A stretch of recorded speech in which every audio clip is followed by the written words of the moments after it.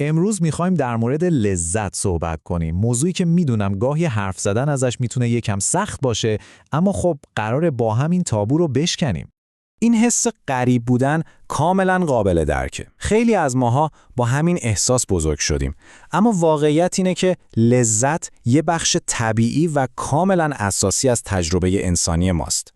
خب این سوال اصلی ماست. توی دقایق آینده میخوایم با هم ببینیم که ریشه های این سکوت کجاست و چطوری میتونیم این روایت رو برای خودمون تغییر بدیم. پس بیایید شروع کنیم. برای فهمیدن اینکه چرا حرف زدن از لذت انقدر سخته، باید یکم به عقب برگردیم و ببینیم تاریخ و فرهنگ چطوری بدن ما، به خصوص بدن زنان رو قاب گرفتن. تصور کنید یه زمانی علم پزشکی بدن زن رو منشأ بیماری میدونست. کلمه هیستری از واژه یونانی رحم میاد، چون اون موقع باور داشتن که رحم توی بدن سرگردانه و باعث آشفتگی‌های عاطفی میشه. واقعا عجیبه نه؟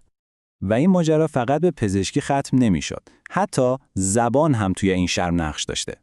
آناتومیست‌های قرون وسطا از کلمه پودندوم برای اندام تناسلی خارجی زنانه استفاده می‌کردن. یه واژه‌ای که ریشش توی لاتین یعنی چیزی که باید ازش شرمنده بود. یعنی رسما شرم رو توی آناتومی ما هک کرده بودن. خب این سکوت و اطلاعات غلط ریشش توی چیزیه که خیلیامون تجربه کردیم، آموزش جنسی توی مدرسه، یا بهتر بگم آموزشی که هیچ وقت ندیدیم. وقتی از مردم در مورد آموزش جنسیشون میپرسیم، جوابا اغلب هم خنده‌داره و هم ناراحت کننده. مثلا برای یکی معلم ریاضی مسئول این درس بوده. فکرشو بکنید. برای یکی دیگه کل درس این بوده که چطور از یه تخم مرغ مراقبت کنن که نشکنه. یعنی تمرکز کاملا روی پیشگیری و مسئولیت بوده، نه درک آناتومی یا لذت. و برای خیلی های دیگه آموزش جنسی اصلاً وجود نداشته. هیچی. همه چیز سپرده شده بود به دوستان، مجله ها یا اینترنت که خب میدونید اغلب منابع قابل اعتمادی نیستن. خب پس ما با یه شکاف بزرگ توی دانشمون روبرو هستیم. حالا وقتشه که این شکاف رو پر کنیم و با اصول اولیه آناتومی شروع کنیم، چون داشتن اطلاعات درست و حسابی اولین قدم برای به دست آوردن قدرته.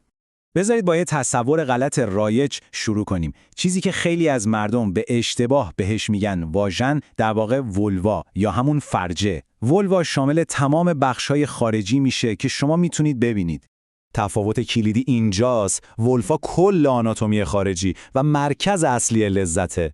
در مقابل واژن اون کانال داخلیه که بیشتر برای تولید مثل کاربرد داره. این تفاوت خیلی مهمه، چون اگه فقط روی واژن تمرکز کنیم یعنی داریم مرکز اصلی لذت رو کامل نادیده میگیریم. حالا داستان خود کلیتوریس واقعاً باور نکردنیه. با اینکه توی قرن 17 شناسایی شده بود، سال 1948 به طور کامل از کتاب‌های درسی پزشکی حذف شد. واقعاً حذف شد.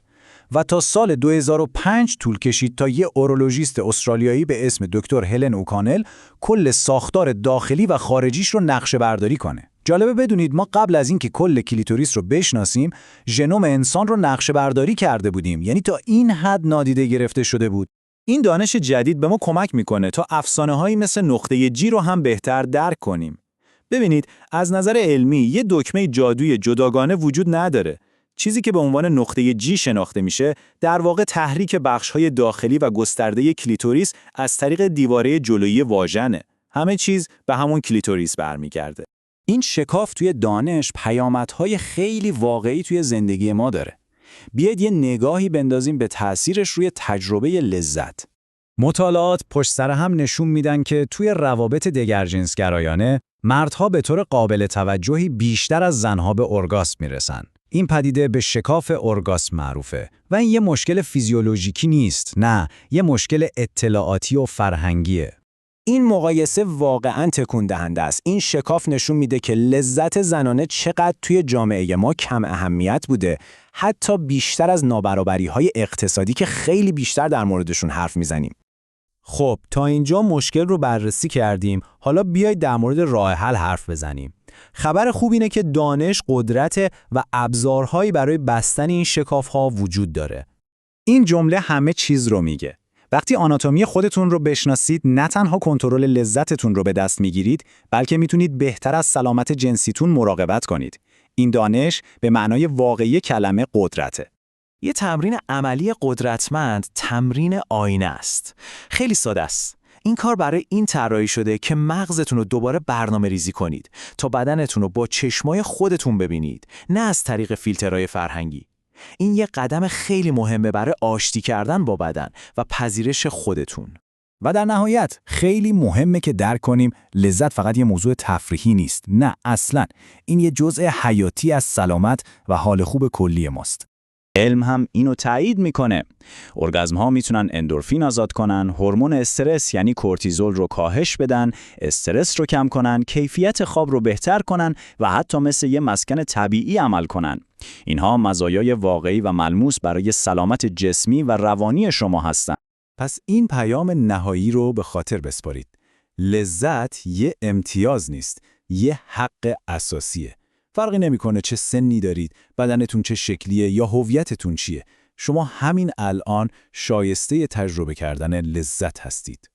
با این پرسش این تحلیل رو به پایان میبریم. امیدوارم این اطلاعات بهتون کمک کرده باشه تا حداقل یه قدم به سمت درک بهتر بدن و لذت خودتون بردارید. ممنون که همراه ما بودید.